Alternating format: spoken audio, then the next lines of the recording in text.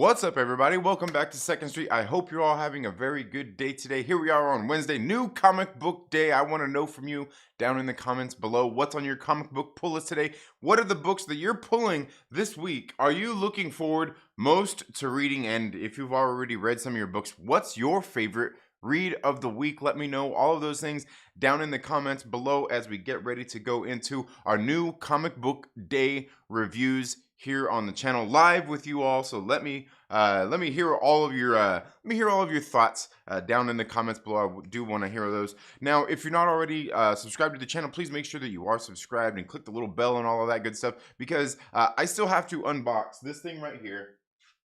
In case you caught my comic book pull list yesterday, I still haven't got this thing. I still haven't got the video for this thing shot. Had a very busy day yesterday. A lot of things going on. Had some different things going on. Obviously had plenty of new comic books to read, but brings me into something else that I want to say and get off my chest before we get into the rest of the stream. Well, one of the things that kind of was, I would say, a distraction from yesterday was I want to give a huge, if you're out there watching right now, if you could, I don't really do a whole lot of these things here on my channel. Please send all prayers, thoughts, and positive vibes. Whatever your deal is. Like, I'm not a believer, so hey, But to my grandmother. My grandmother isn't doing so good right now. She was admitted to the hospital, and now they are actually transferring her from where she lives into Colorado Springs for even more treatment to hopefully get her well. Her oxygen levels are not doing well, so I just want to kind of put that out there. You probably won't see me seem distracted or anything. It was my favorite grandma growing up. Definitely my favorite because she lived right next door to us. It was my father's my father's mother. She lived right next to us. My grandma and grandpa, like right next door, and we lived out in the country. So it was really nice. I was really close with that grandma. So just hoping that my grandma is doing good. Don't want to lose my grandma. I know she's getting up there in age, but you know what? She's strong. She's strong. I know she'll pull through it. But thank you all so much for being here today, guys. And again, not trying to bring down the chat or anything. It is something obviously I'm very sad and upset about. But you know what? Like I said, I know she's a strong woman. I know she's gonna pull through it. At least I hope she does. So anyway, guys, let's go ahead and get into this. Now, I did pull a few books yesterday that I didn't get read quite yet. One of them being this one right here, The Marvels by Kurt Busiek. This is issue number 2. I thought I read issue number 1. I didn't, though, because it must have just been that fire-ass Alex Ross cover. The other one I didn't get read because I believe I still got to read issue 6 is Black Widow from Kelly Thompson on Marvel. I didn't get that one read as well. So I do have a couple that I didn't get read. Honestly, this one right here too. The Man Goat and Bunny Man. I didn't get this one read neither.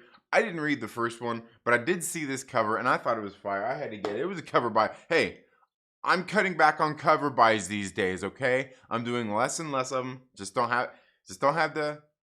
Probably got the budget for it. Just don't want to put them in the budget. Like, yeah, stuff because stuff, right, guys? Because stuff.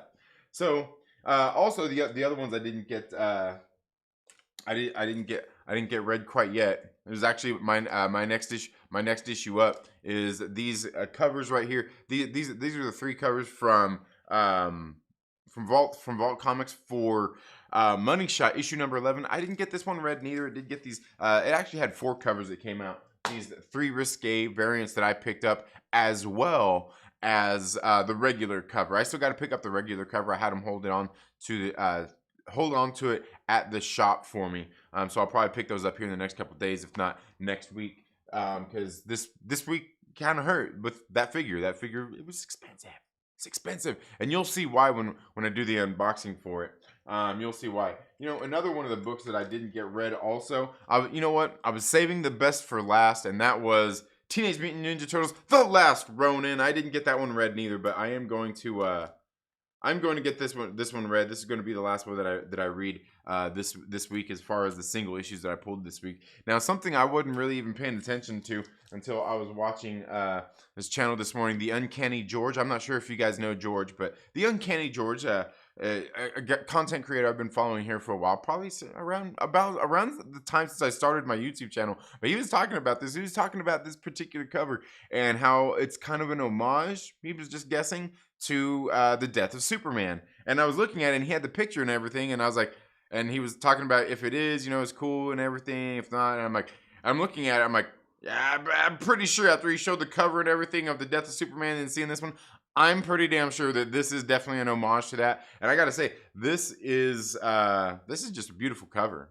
It's just a beautiful cover. Look at it. It's just a beautiful cover anyway. Homage or not, that's a nice cover. But yeah. Anyway, that's all I've got for those books that I didn't get read. So gonna get started here in just a second. I see we've got my man Mike Porter and Reefer Man Reviews in the house. How are you guys doing? Oh, no spam in the chat. No spam in the chat. What are you doing there, man? I'm gonna have to make a no spam, huh?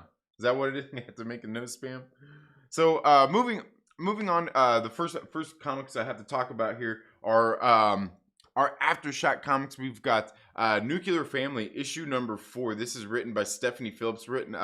Got art by Tony Chastain. Colorist is J.D. Metler and lettered by Troy Puteri. And I gotta tell you, this book is about this family who were this guy was living. It was in 1958. He was a car salesman. He was there chopping it up with his buddy. He went home to his family, and then while he was there with his family, what happened was there was a bomb that went off. A nuclear bomb had went off. He was outside when he realized what was going on, and he rushed inside to check on his family. Well, he went and checked on his family, and next thing you know, the door was being kicked in by these agents. These who were these military agents who were wondering what the hell they were doing, and they've since taken them into this like underground bunker and like, hey, what are you guys doing? How'd you guys live out here? Are you guys Russians? And they think they're Russian spies, and the whole family think they're undercover. Like, it's been a pretty dang good book, and here in issue number 4 really reaches its peak.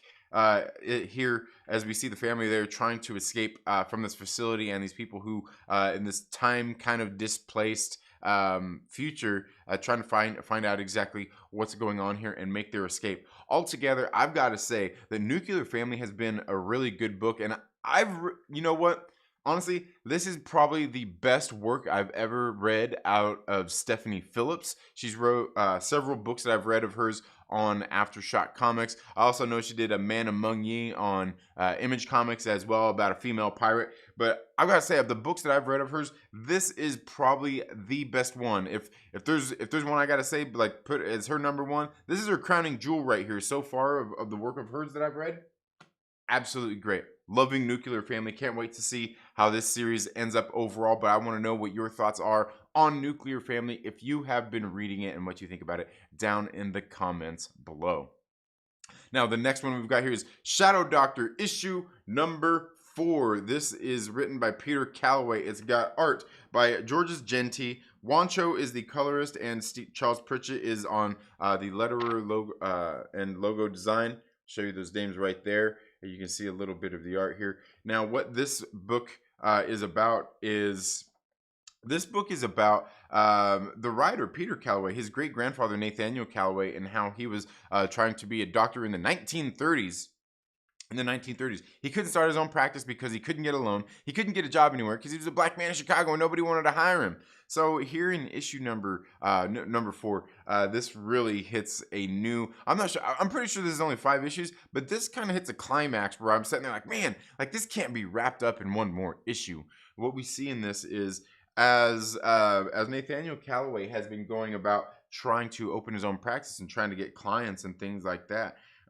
We see that nobody wants to work with him. The only people that want to bring him clients is the mafia. They're the only ones who, and he's there patching up all their wounded and sending them back out, saving their lives. And it's one of the things that's kind of going into this story where this doctor is conflicted. He's sitting there, he's like, man, I'm not a good man. I took this Hippocratic oath to save lives, not to take lives. And if I do so in a way that is pretty much is kosher, not and basically not be playing God for the most part. And so he's kind of been wrestling with a lot of this stuff, and he's got a lot of pressure on him as he's been working on all these gangsters in 1930s Chicago.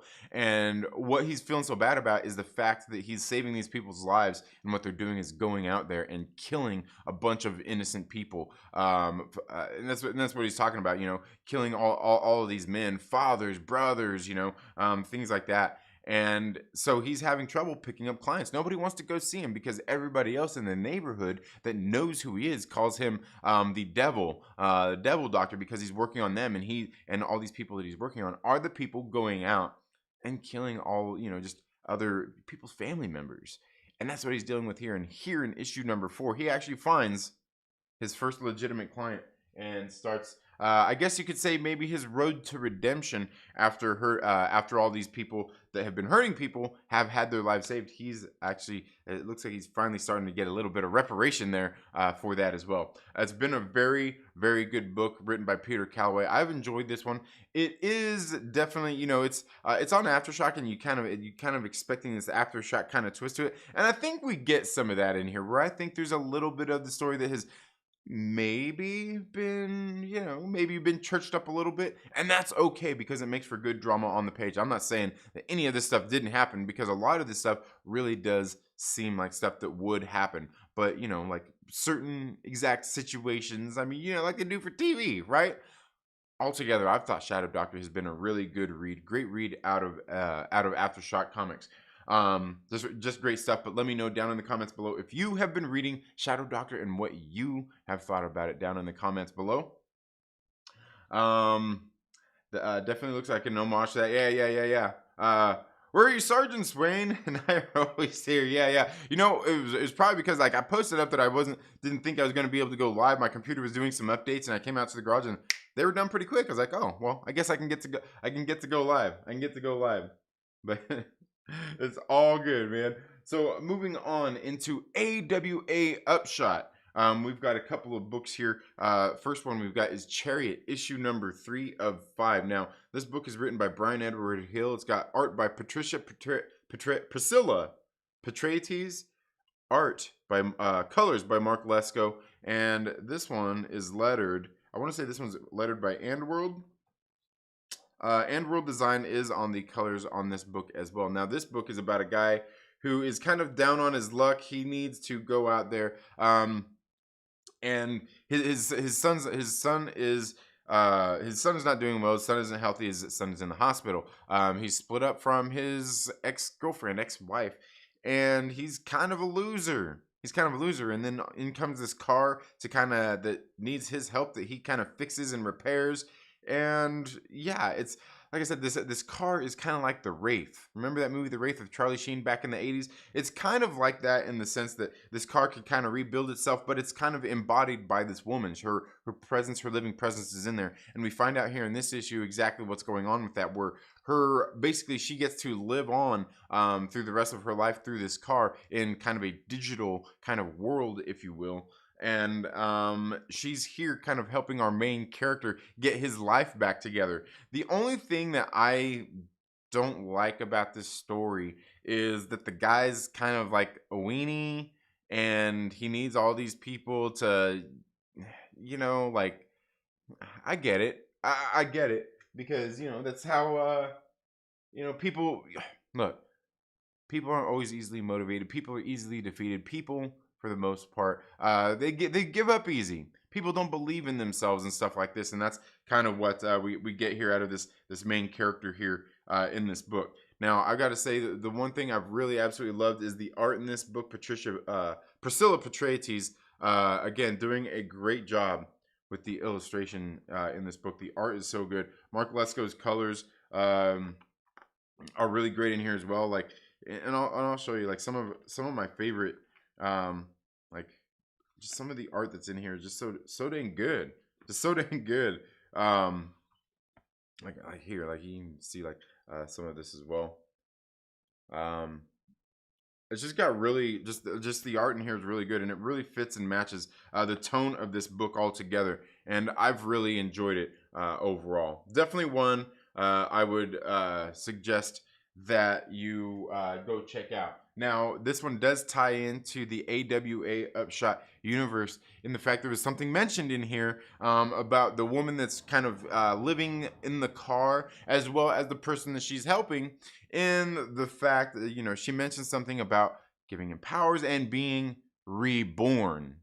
Right, being reborn. This is something that we know is going on in the AWA Upshot universe after some of the events that happened in the Resistance. Altogether, Chariot has been a great read. The art in this book is great. I cannot wait to see. I'm not sure who or what other comic books Priscilla Patraites has done art in, but in this book, she's knocking it out of the park. Been nothing but great stuff. Let me know down in the comments below if you have been reading Chariot and what you have thought of it so far. And we'll get into this last AWA Upshot book before we get back into the live chats to see how you're all doing real quick.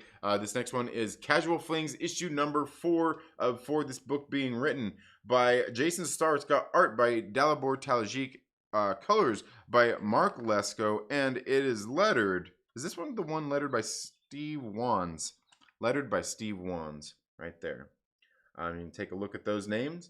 You get a little bit of the art style that you get out of a Dalibor Talajic book as well. I like Dalibor Talajic's art. Some very cool stuff going on in this book. I like it. It's kind of like that.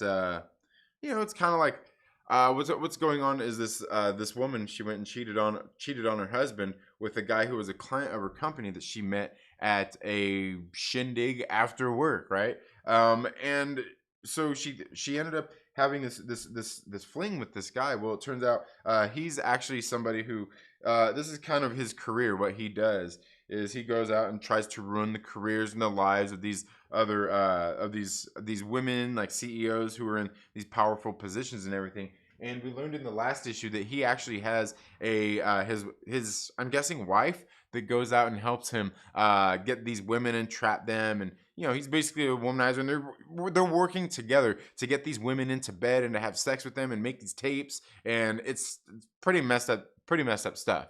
You know, I mean, pretty messed up stuff.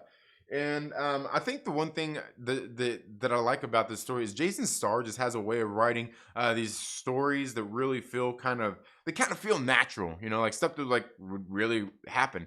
And matched with Dalibor Talajic's art, especially in this story, has been really good. Another one of my favorite titles out of AWA Upshot, another 4-issue miniseries from Jason Starr that just ended. I think it's a great one. I think you should definitely go and check it out. But let's get right back into the comments and see what everybody is saying.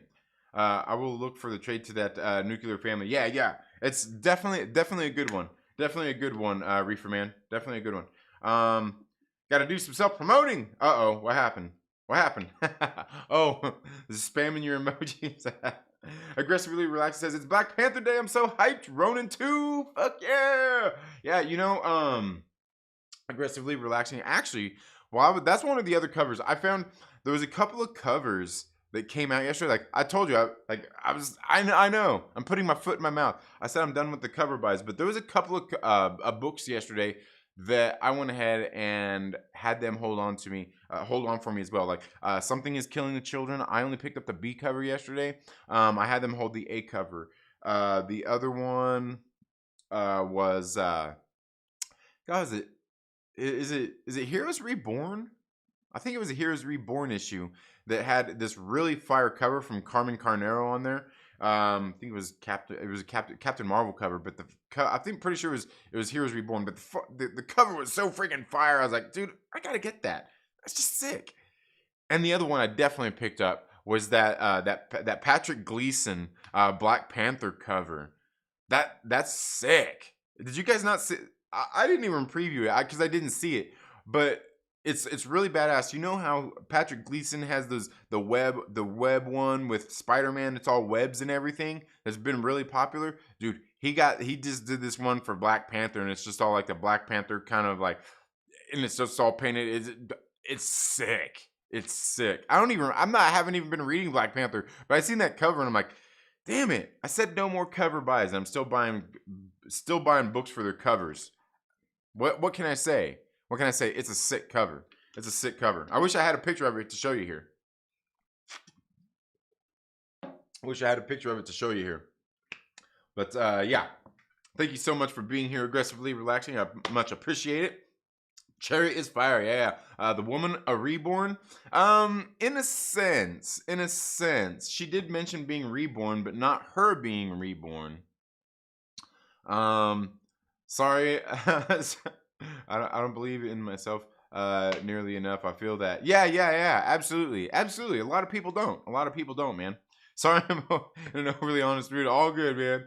All good. Yeah, casual fling has been a really good one. I'm back. All right, man. All right. Let's see. We got sub 2 here in the chats. What's up? How are you doing? Thank you so much for being here. I think people are coming in, at least lurking. Oh yeah. We got some lurkers, all right. We got some lurkers. Yeah, they in the shadows. That's funny. SJW Sith, thank you so much for being here. What's the SJW in your name stand for? Hawks Holocron, Scotty, how are you doing, my man? What's up? Reefer Man says, I just can't get any of the Heroes Reborn stuff. Ironically, I'm reading the Heroes Reborn miniseries from the 90s right now. I'm going to read everything from that until Avengers Disassembled. All right, fair enough. Yeah, you know, I haven't been keeping up with Heroes Reborn, but I've heard from some of the people here reviewing it on YouTube and everything that it's actually been a pretty decent read. They saying it's been pretty decent. I don't know because I haven't been reading it, but I've heard it's been pretty good. Parker, what is up? Yo. Chillmonger says that Black Panther cover was El Fuego. Yeah, man, dude, it is. It's sick. And we were sitting there, you know, bagging and boarding, getting everything ready for New Comic Book Day today at the shop yesterday, and I seen that cover. I'm like, dude. I'm like, dang it. I didn't see it originally. It was once we started doing everyone's pulls. I seen it set, and I'm like, oh man, like, dude, I've got to get that cover, dude. I've got to get that cover. It's like, if I was reading X-Men right now, I would have totally got that Mystique cover as well. That Mystique cover of X-Men, fire. Love it. Absolutely great stuff. Parker, you son of a bitch. Don't you be doing that. Dude, we got spam for the chats now. And you can only use the spam. And to use the spam, you got to become a channel member. Otherwise, I got to make Mike Porter go dark side on you. And I'll have to have him hammer you from the chats. He's gonna have to use that wrench, use the band hammer on you. I'm kidding. Or am I? All right. Literally just messaged Newberry Comic Store and asked them to hold the Black Panther for me. Yeah, dude, I'm telling you, dude, that cover is sick. I think it was like an extra $1 or something. I think it was an extra $1 when I go to pick it up. Yeah. I'm gonna pick up some select Walking Dead in color issues. Yeah. Yeah, what? How many? Was there the Walking Dead's come out this week? Was there? I didn't see which ones came out this week. I didn't check out the covers. I did see Spawn had 3 covers come out to this week though. Not self-promoting, but promoting you. I went to Twitter, and a lot of Discords might get a couple more people in here. Awesome. Appreciate it, Mike Porter. You the man. Aggressively Relaxing says, is there a Peach Momoko for Black Panther that looks incredible? Buying all of them today. You know what? I forgot to look at the Peach Momoko. I'm not like a big fan of Momoko myself. Peach Momoko does nice work. Just not a lot of stuff that I'm really into. But I didn't check on that. But that Patrick Gleason one's fire, bro. It's fire. What else do you need? Yeah.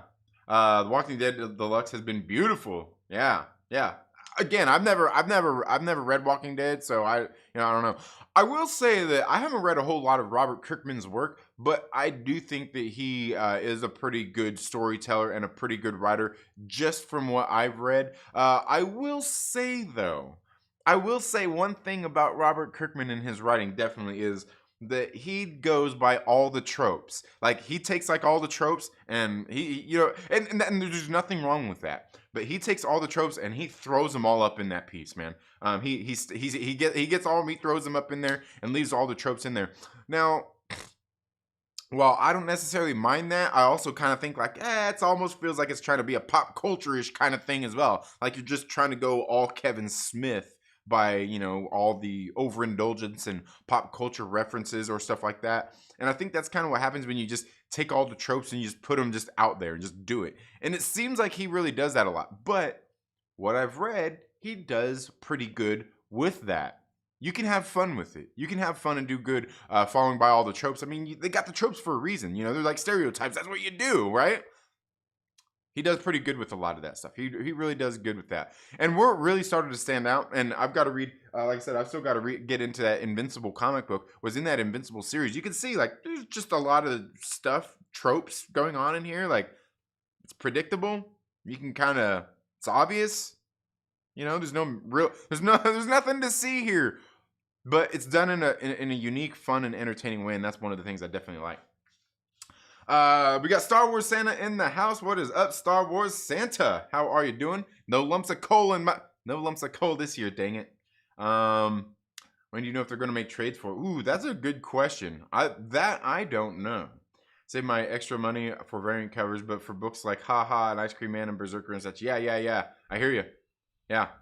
Can't do that, Parker. He's my troll overlord. I know, like it'll be like the ultimate betrayal. It'll be like the ultimate trail, like betrayal. Mike Porter will be sitting there. He'll be sitting in the live chats, and he's gonna have to. I'm gonna ask him to ban Parker, and he's gonna ban Parker right before he does it. He's gonna tell Parker. He's gonna be like, I'm sorry, Parker. You were once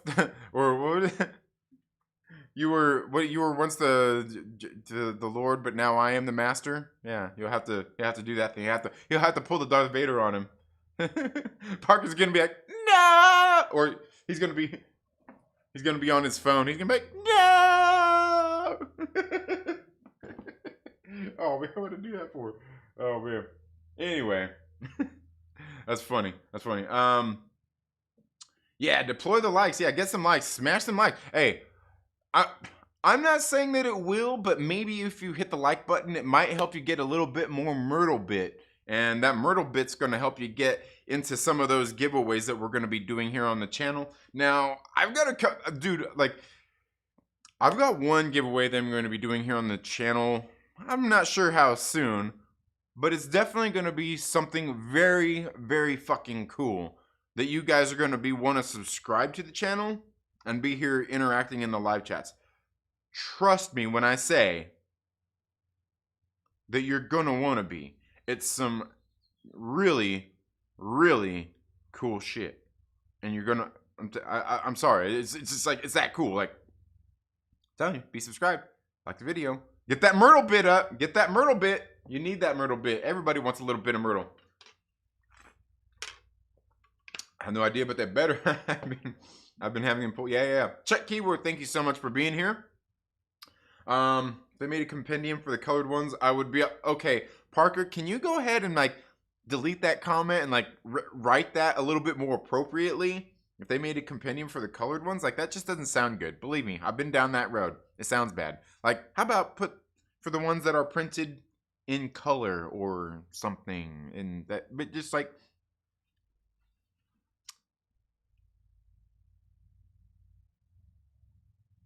The term colored ones is kind of problematic. Anyway, had to pop over onto the name show for to show more. All right, yeah. Awesome. Nikki, thank you so much for being here. Mas, thank you so much for being here as well. We need to increase our bits, absolutely. Moving on into Boom Studios comics, guys. This week, Boom Studios has Something Is Killing the Children, issue number 16 coming out. This is the this right here is the Jenny Frison variant. Everybody's loving those Jenny Frison variants. I actually had them hold the regular cover of this as well, and I got to tell you, this is one of those stories that. Something Is Killing the Children has got me sitting there always saying, something is killing my pocketbook. Because this book right here just keeps going on and on. It keeps stringing me along. And like, they're still fighting these same monsters in this same town 16 issues later. Erica, obviously you're not very good at getting rid of these monsters. Obviously the House of Slaughter is not very good and very proficient at getting into these towns and saving the people and getting rid of these monsters. The something that is killing the children is still killing the children. But this book just keeps me going. James Tynion IV just has, I don't know, he's just writing this story in a way that really makes sense to me. Written by James Tynion IV. It's got art by Werther Della. Miquel Muerto is the colorist. No. And lettered by And World Design. I'll show you those names right there. And don't worry, guys. That last clip of the book it's not really any like giveaways or anything. I mean, it's stuff that we already know about. Here in this second, I guess this would be the third story arc. Getting in here to Something Is Killing the Children. Has really been third issue number 16. This might be going into the 5, 10, 15. Yeah, I don't know. Anyway, point being is here in this next story arc, after they've gotten out of Archer's Peak, we see, wasn't it Archer's Peak? We're getting a lot more background of the House of Slaughter and Erica Slaughter's story in here. And I've got to tell you, this issue right here is probably one of the better issues that I have read out of Something Is Killing the Children. I really did enjoy this one, getting some of that history and everything in this book. Definitely a must read if you've been reading this series, Something Is Killing the Children. I really did like this one, getting in here and seeing, ooh, spoilers. Okay. But yeah, again, this book has just maintained its quality in the art, in the storytelling, just in everything. Very good book. I've really been enjoying Something Is Killing the Children. And has this one been optioned for a show yet? Has this book been optioned for a show yet? I don't know. I don't think it has, but I definitely see where it could be. I do know that James Tynion IV's other book did get optioned for a show, and we'll be talking about that in just a minute as well. Let's move on here into Image Comics, where we've got Made in Korea, issue number 1. This book, I wasn't sure what to expect of it. It just had a lot of things, you know, I was kind of like, I don't know, where's it going? Well, what's going on here is it's almost like iRobot, kind of, where you get this family who are they've been trying to build a family, been trying to have kids and stuff like that, and it looks like they're just not having any luck in that department. Well, their neighbors ended up getting a new kid. Well, it wasn't exactly a kid, it was an android kid, like a robot, right? And that's what they go to this party, and they're sitting there kind of like, oh man, this is like a little weird. You know, they're over there celebrating the birth of this child and everything. It's not even really a child. It's like a robot child and stuff. It's pretty crazy. Well, what ends up happening is there's also this software engineer who actually takes, we don't know fully everything yet, but he takes and he cracks this, while he's at work, he cracks this impossible formula. And we're guessing that he created AI life, just guessing. And he put it into one of these bodies of this little girl that ended up getting shipped off to this family. And that's kind of really all that's really being set up in this first issue. I gotta say, I wasn't expecting this issue to be to get me in this way. I was expecting something a little different. I was expecting something a little bit more, maybe a cross between the book Home on Image Comics and maybe a cross between like Home and The Good Asian. I was thinking this was going to fall somewhere right along in those kind of lines. It's not. It's not yet anyway. Something very different. I thought it was pretty cool. Definitely some creepy stuff going on here, while also some kind of cool stuff here. Interested to see what's going on here. It feels kind of like that. Feels almost like a lot of the stories that you hear, you know, in all these cyberpunk tales where, you know, the AI comes to life and they're going to start taking over the humans and all that stuff. Very good stuff in here. You know, this little girl, this little girl that's made in Korea is actually going, you know, she's going to end up having feelings and all that kind of stuff, human emotions, and I kind of feel that's where it's going. I mean, I was just talking about tropes earlier, right? You know, and that's something that it comes to when it comes to a lot of like comic books and just stories in general, is we've had throughout history all these kinds of different stories and things like out there that go on in the world, right? That seem like, it seems like there's not a whole lot of new that can go on, but what you can do within all of these things that have happened before, all this stuff, is you can add something new into it, a new twist or just your own take on something. And I think that's kind of what's going on here in this book. I honestly can't wait to read more of this book. Like I said, I didn't expect to like this one so much. I didn't expect that I was going to like it. But moving on, also on Image Comics, we've got Ha Ha issue number 5. I got both of these covers right here. In case you guys haven't been following this series, it's basically about Joaquin Phoenix Joker, and that's really about it. That's really about it. I'm kidding.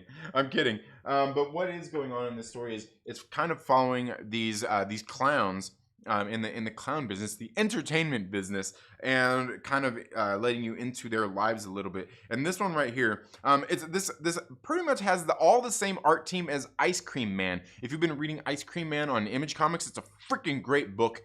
Go out and buy Ice Cream Man. I almost feel like giving away my copies of the Ice Cream Man trades, but I can't because some of them I don't own the single floppies on. But I want to, because the Ice Cream Man is such a great series written by W. Maxwell Prince. But this story is written by W. Maxwell Prince. The art and cover is by Gabriel Hernandez Walta. Letters by Good Old Neon, and variant cover by Sam Wolf Connolly. I will show you those names right there. Now this one right here is following this story of this old lady clown, right?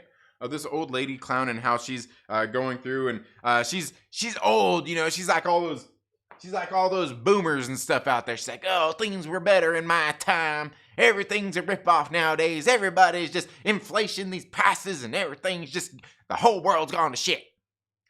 That's kind of what's going on in this book right here. But I got to tell you, I thought this book was actually pretty good. Definitely, I think one of the better ones out of this series of Ha, where it's not so much concentrated on some violent kind of things going on, some kind of weird stuff. It's basically a story about a woman who is living out the last of her days in her own memories, thinking of all its fond memories and things that have come before in her life, and just not enjoying where she is at now compared to the old days, missing all of those old things. And then here we see that there's some local kids that have they started this challenge for their little club, and one of the kids has to go sneak into her house and bring something out, something spooky, because the old lady is creepy and the house is haunted and stuff.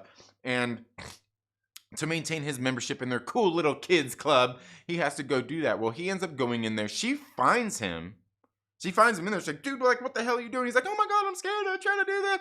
Well, she basically makes him stay there. She traps him there in this crazy, scary house full of all these wondrous, scary-looking things from the carnival. And he actually sits there and has a good conversation with her. She has a conversation with him, enjoys the company, sends him on his way, and she actually even sends him off with a little souvenir to keep him on the up and up with his friends. I thought this book was actually good.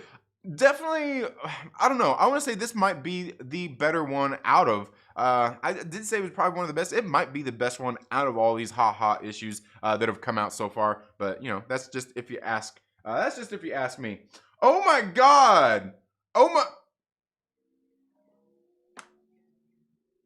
dude, Marquise, am I right? What's up, man? Dang. Marquise? Pretty sure I'm right there. Mrs. Spakula. Okay, now the next one I've got to talk here on Image Comics. This is Department of Truth. This is a Department of Truth issue number 9, written by James Tynion IV. It's got art by Martin Simmons, lettered by Aditya Bidikar. I'll show you those names right there. Now this story right here, this is the one I believe Department of Truth has actually been optioned to be turned into a TV show. Now this book is all about cancel culture and confirmation bias, but it's been really good. This guy Cole Turner has kind of got into this department of the government called the Department of Truth, and what they do is they go out there and they decide what becomes truth or whatnot in the news articles and what people believe. What they are doing is changing the world through belief and perception. Now, it's very cool. Now, a lot of it, again, I say it's about cancel culture and confirmation bias because that's exactly what it's about. The Department of Truth kind of partakes in cancel culture, that's what they do. If they decide that something that they don't want to become truth or want people to believe or want people to hear, they go out there and they put a stop to it, they stamp it out, and they make sure that, or they basically will kind of debunk or like ruin the credibility of anybody who goes out there and uses these things, say, hey, you're a complete and total quack. Where there are other things where they see them and like, we'll let people run with this. We'll let people run with this. And so what they do is they let certain horrors out into the world and other things they don't. It depends on what's going to be too dangerous or anything. But who decides what's too dangerous and what's not? Right? Cancel culture and confirmation bias, folks. That's what's going on in this book. But it's been very good. Now, through the first story arc, we did see kind of the Cole Turner getting into this organization and what's been going on with it. Some of the conversations and confrontations he's had with different people within these organizations like Black Hat and stuff like this. Here, he's actually meeting up with another one of the members of the Department of Truth who actually helps weave together these stories and helps make them come true. A lot of dialogue in this book, a lot of talking, a lot of explaining, but I think it's been very good. I know that this issue was very good. I know there's been a couple of these issues where Cole Turner goes and meets these certain different people that they have these big old long conversations and they kind of drop the truth on him and everything. Have been really good. I think this is like the third one that they've really done like this, and I really do like it when they do a lot of that stuff. But again, it's one of those kind of things where like I almost feel like it's Jonathan Hickman style, where it's like there's nothing really big brained or anything going on here. It's just the story. Like if you either get it or you don't. Some people like might be really captivated by it. I think it's a pretty good story, but to me, a lot of it's really just kind of predictable and stuff like that. But it's been a good read. Been a very good read. Department of Truth. Make sure you go check it out. I do believe that one has been optioned for a show as well. Now, the last one that I've got to talk about here today is on Vault Comics. This is Shadow Service issue number 8. Issue number 8. This is the Rebecca Isaacs variant. Love those Rebecca Isaacs variant. I like Rebecca Isaacs art. Would like to see Rebecca Isaacs do art in some more books. One of the books I was talking about earlier that I didn't get the original cover for, I'm gonna get it later, but was Money Shot. Rebecca Isaacs used to do the covers for those, and I believe she used to do the cover or the inside interior in those as well. And her art style I really do I do like in this in a lot of these books. But this book is written by Kevin Scott. Corin Howell is the artist. Triona Farrell is the colorist. And World Design is the letterer. Show you those names right there. You can get a little sneak peek at some of this art there as well. Again, very good book where we've been following our main character here as she's kind of been going through learning her magic and trying to put a stop to some of the things that are going on, helping kind of keep the forces of hell at bay from invading the regular world. Although we see that is exactly what's going on as well, and who she's been working for, what is it, Department 220, Section 26, otherwise known as the MI666, which is the Shadow Service. It's been very interesting. A lot of backstabbing, double crossing, stuff like that going on here. The one thing, like for me, you guys know I'm not big into like the magic and stuff like that. I don't do, like, it's just not for me. Like even like Doctor Strange and stuff like that, I'm like, just like magic doesn't really appeal to me. But what I do like about this is it not only about that, talk about hell and Satan and all these evil demons and all this kind of stuff like that, and magic. But the other thing this has in it is it has a lot of body horror. It has a lot of body horror, and I absolutely love it. I love it for that reason.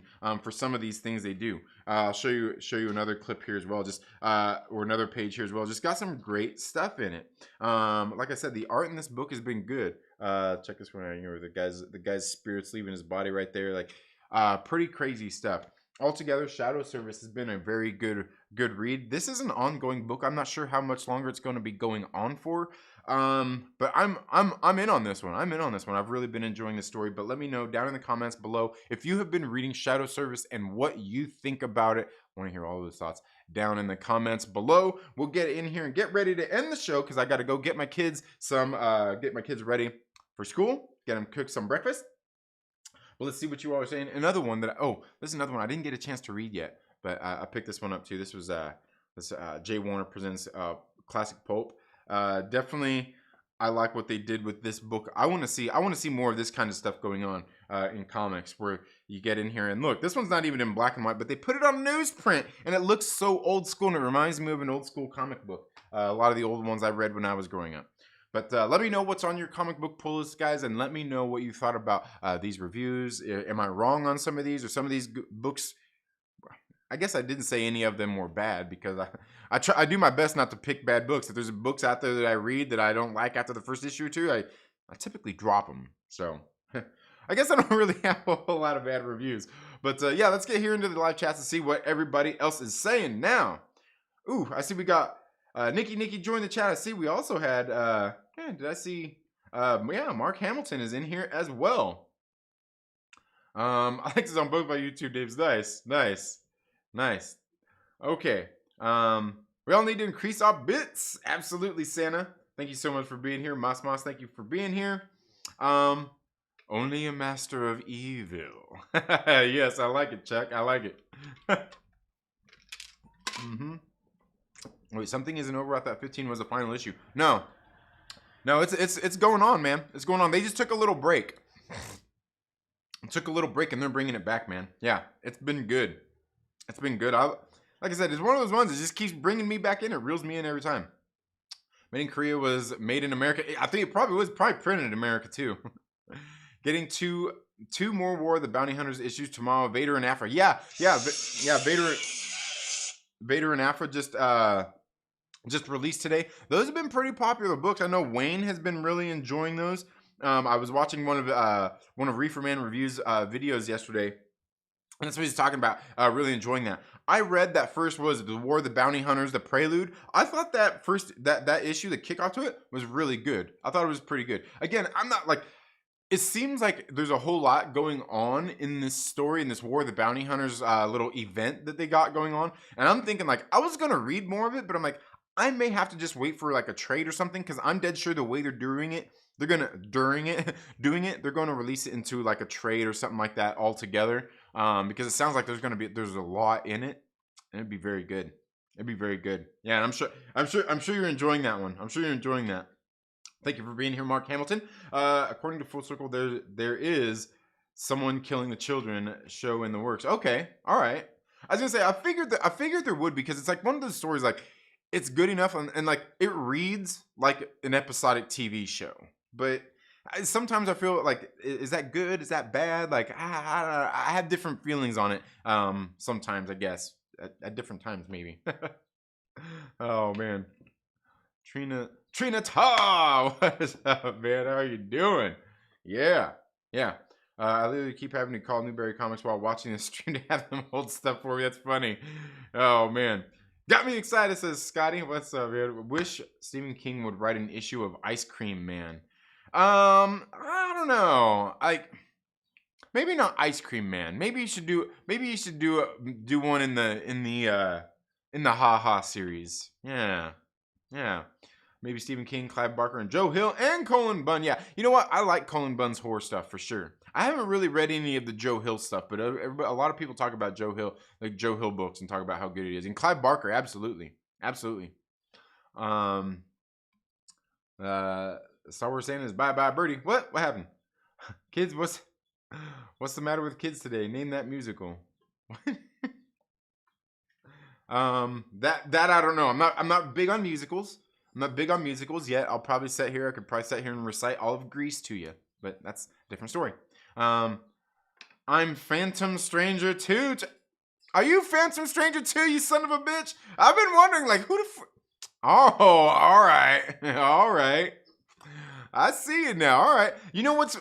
Oh, Misa Sparkler. Okay, Phantom Stranger. You know what? You were acting a little different on Phantom Stranger account. That's why I didn't know that was you.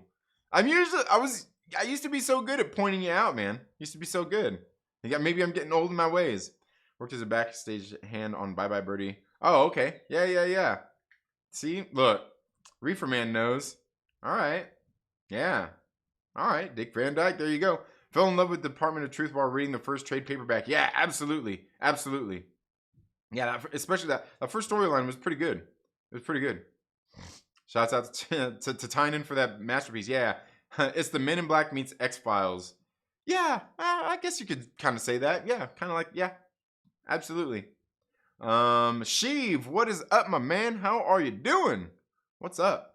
Picked up Shadecraft number 2 and Orphan in the 5 Beasts number 1 last week. Dude, Orphan in the 5 Beasts, that's a pretty good one. Stoko doing the art in that book was great. Man, what other book was it I just seen Stoko doing the art in? Heroes Reborn. Was it in Heroes Reborn? James Stoko doing the art in that book? Oh, man, that made me want to buy that book because his art's great. Great, great art. But Shadecraft. I read the first issue. I thought it was pretty good.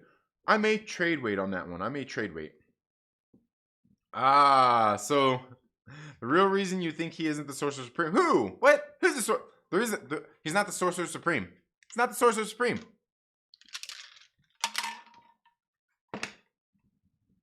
Funny thing is, somebody came in here the other day doing this whole thing, and they brought up the Scarlet Witch too, and they brought up this whole thing, and I'm like, you realize you got to slow down, man, because the argument you're about to present me with is actually an argument that's going to debunk your own argument. So don't start with me.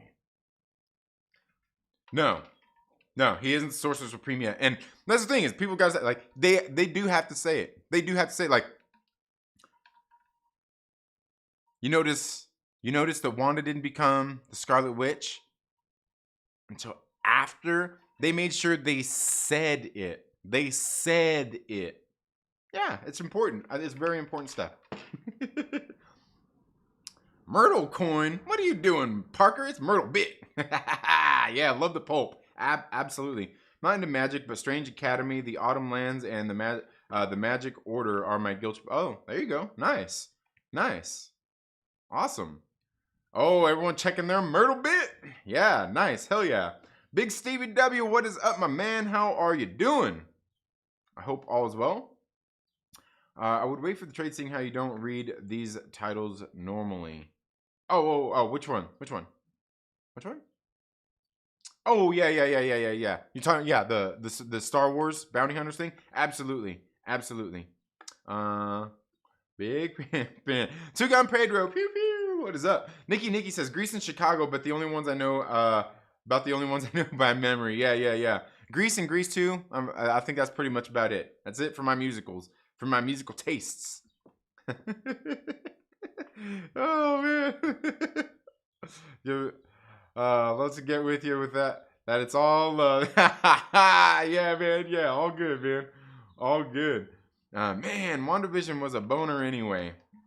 I don't know, man. They didn't call her Scarlet Witch because of the rights and licensing trinity. No.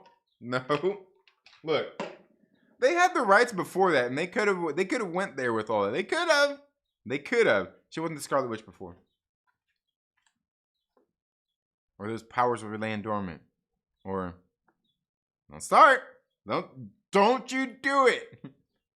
But yeah, you know what's funny is I've actually been rewatching some of the WandaVision series, just going through and rewatching it and everything. And I gotta tell you, man, overall, out of the 2 streaming shows so far for the MCU, WandaVision is definitely the better one.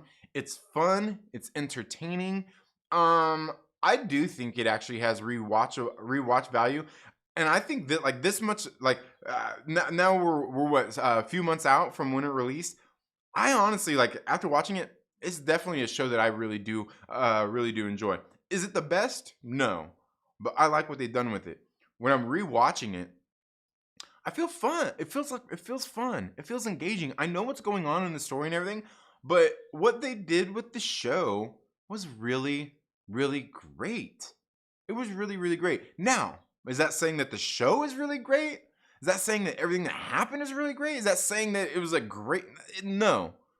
But they did some very cool things with the show. They did a lot of stuff in there. And I'm telling you, just going through and rewatching some of this stuff, it really makes me wonder, right? It really makes me wonder. I'm dead sure. Let me know what you think down in the comments below.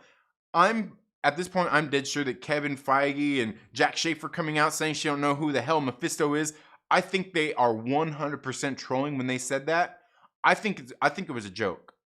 Because there's no way that some of the things happen in this show where you do not know who the hell Mephisto is. You don't make some of the references that they made in that show without knowing who some of these characters are. You just don't do it. There's no way. There's no way. There's no way. Absolutely no way. Now, the other thing that I do think is interesting, I've been reading this Moon Knight omnibus, trying to get caught up and learn about Moon Knight. I'm a normie when it comes to Moon Knight. And there's some very interesting things that I want to say about Moon Knight. Maybe in the future. I'm just going to lay this out there. All right? I'm just going to lay this out there. We had that. Remember it seemed like they teased Brother Voodoo? Remember they played that Jimi Hendrix song? Yeah, remember that? At the end of that one episode, they were talking about that. We're kind of dealing with dead people, these whole little zombies and all this stuff. Like, we know that Doctor Strange was supposed to be in this show, right? We know all these kinds of things. Well, some very interesting stuff. In the Moon Knight series, when he's kind of like first introduced, we get this little story where one of these guys has to reach out to Jericho Drum, Brother Voodoo, to help put an end to one of these curses and deal with these zombies, right? There's that. But also, not only that, but Moon Knight premiered. He was actually, if I could have the timeline wrong. I'll have to check the timeline for sure. But it looked like he actually appeared in Werewolf by Night first. Then he was in a Marvel Presents first, a couple of his own issues. Then he was in some Defenders issues as well. But then after that, he did some team ups with Spider-Man, the Spectacular Spider-Man, Peter Parker. And in those issues, they go and they deal with some stuff there. And I'm kind of like, bro, is it possible that we might actually see Moon Knight teased and possibly introduced in the new Spider-Man movie before he goes on to his own series? Doesn't Moon Knight come out after Spider-Man? Pretty sure it does. But some of the things I was noticing, like through this book that I was reading, I'm like, ooh, Moon Knight could he have a cameo in that Spider-Man movie? I don't know. Let me know what you guys think down in the comments below. But that's all I've got for today's live stream, folks. Thank you all so much for being here. Again, let me know what you think about these live comic book reviews, these live comic book review videos, and let me know what's on your comic book pull list and what books that you're looking forward to reading this week. Also, if you're not already, please make sure you're subscribed. Click the little bell and all of that good stuff. Give this video a thumbs up if you like it. Give it a thumbs down if you don't. It's all good. You're not going to hurt my feelings. But also, while you're at it, make sure that you share with a friend and invite them to come hang out with us here on the 2nd Street Marvel, because when you're here in the live streams, here acquiring your Myrtle bit, that Myrtle bit is going to help you get entered into some of the giveaways that we are going to be doing here on the channel. And as I said, coming up here pretty soon, we are going to do a freaking great giveaway that you're going to definitely want to be a part of. But that's all I have for this video. You all have a very good day, and we'll see you in the next video or live stream. Also, you know what? I forgot to mention, guys, don't forget tonight. You know, let me put this here in the chat. Let me put this here in the chat here. Look, guys, go check out and subscribe to my man Adam over at Fanjecture, because tonight, every single Wednesday, he does a show called Debate 8, where you get on and vote for your favorite movies in the chat and decide who the winner is of all these movies. Tonight, he's going to have on as a guest Lavis Blackman, and they are going to get together and debate 8. They're going to debate the greatest Samuel L. Jackson films. Now, a couple of them, they kind of combined into one category, like, you know, like Mace Windu, Nick Fury, but they've got a slate of Samuel L. Jackson films they are going to be talking about and debating. Make sure that you go check out and subscribe to my man Adam over at Fanjecture. You all have a very good day, and we'll see you tonight on Debate 8. Later.